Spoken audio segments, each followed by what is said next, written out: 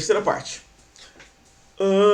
Nós temos, então, nos cromossomos, os pares. Nós temos 46 cromossomos, eu estou pensando aqui em seres humanos, e na forma mais geral, 46 cromossomos, 23 herdados da mãe e 23 herdados do pai. Consequentemente, você tem, provavelmente, 2 cromossomos 1, 2 cromossomos 2, 2 cromossomos 3, 2 cromossomos 4, isso vai até o cromossomo 22. Em relação aos outros cromossomos, são chamados cromossomos sexuais, o X e Y, você pode ter um cromossomo X herdado da mãe e um X herdado do pai, ou um X herdado da mãe e um Y herdado do pai.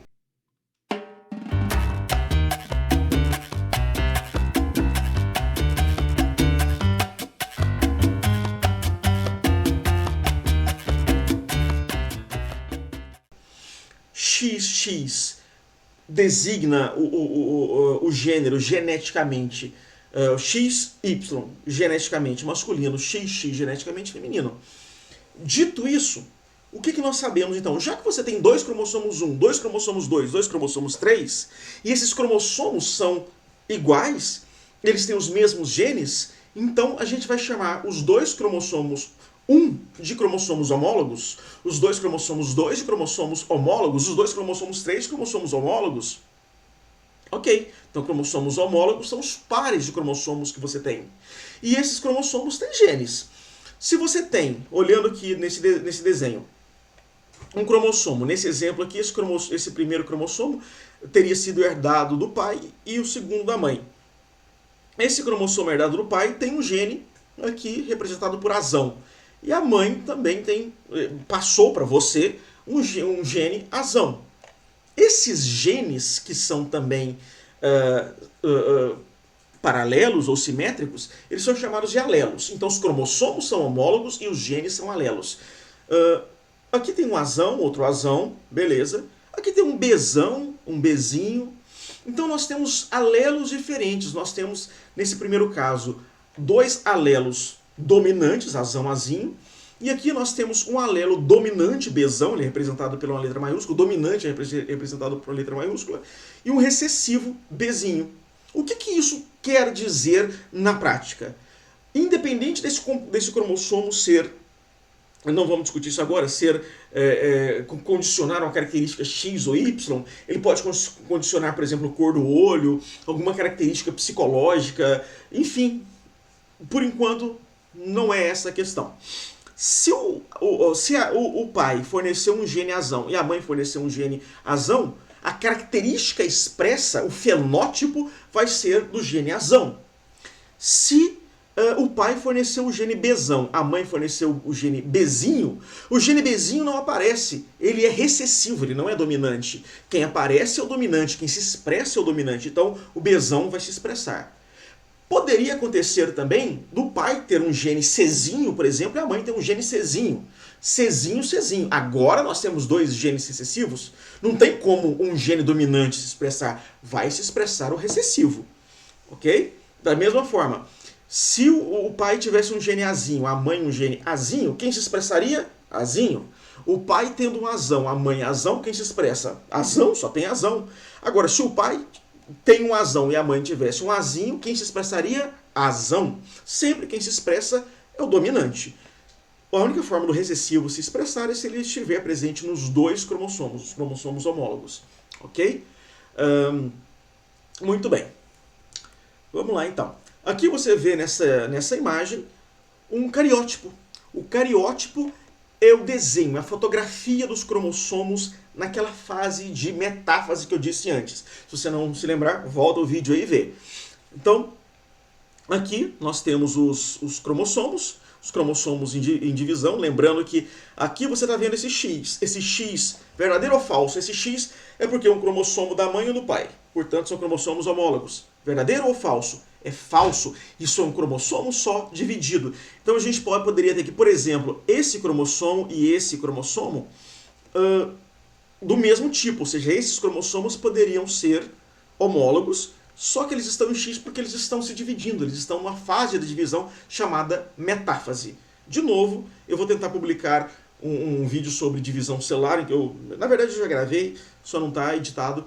e publicado, mas eu mostro para você as fases da divisão celular e os núcleos de células de cebola. Não se preocupa com isso, isso não vai ser cobrado na prova de vocês, mas não quer dizer que você não deva saber. Interessante, importante e é legal, ok? E isso aqui é o cariótipo. Essa aqui é a sequência de cromossomos humanos ordenados. Sequência ordenada, tá? Cromossomo 1 ao cromossomo 22, mais os cromossomos sexuais. Aqui uma coisa muito importante que nós vimos recentemente na aula. Isso que vocês estão vendo mostra características de um cromossomo, e se você observar alterações aqui, isso indica que a pessoa tem uma alteração, uma condição ou uma doença cromossômica. Por exemplo, digamos que a pessoa... Aqui nós temos dois cromossomos 5, um herdado da mãe e um herdado do pai. Digamos que a gente perceba que existe um pedacinho quebrado nesse cromossomo 5. Todo cromossomo é dividido em duas partes, em dois braços, e nós vimos isso em aula. No braço P e no braço Q.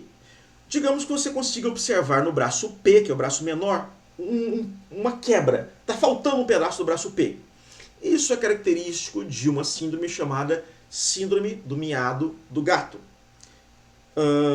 É um exemplo de alteração, de doença cromossômica.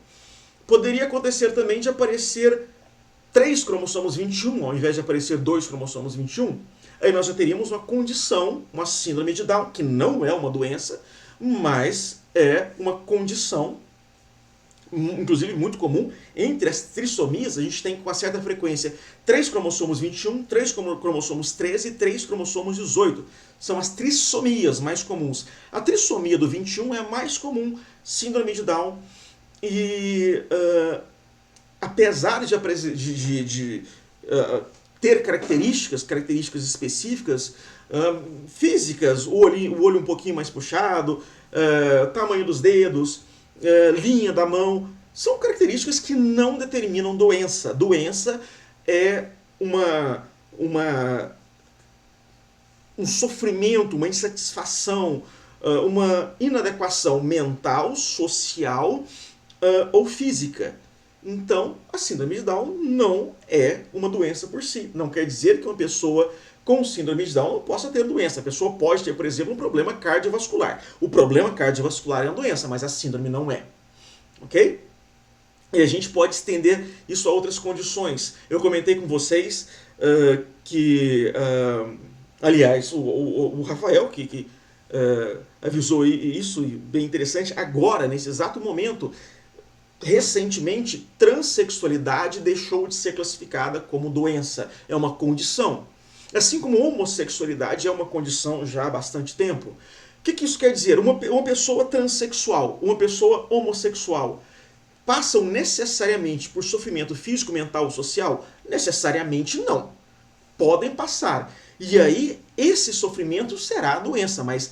A homossexualidade, a transexualidade, a síndrome de Down, o transtorno do espectro autista não são doenças.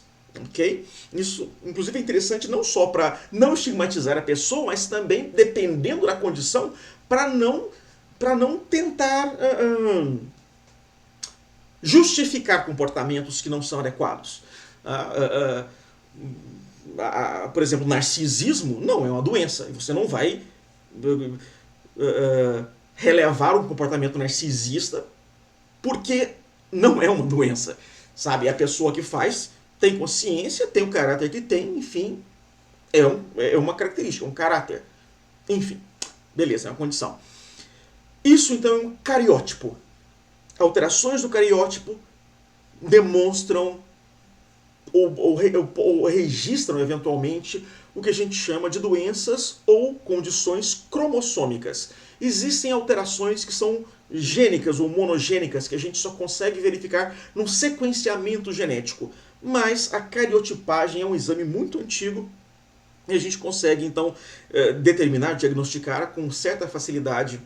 Basta tirar uma fotografia dos genes em metáfase e dos cromossomos em metáfase e a gente consegue fazer essa identificação. Eu posso fazer um adendo, uma aulinha para vocês, mostrando como que é uma análise de cariótipo, como que é o exame de cariotipagem.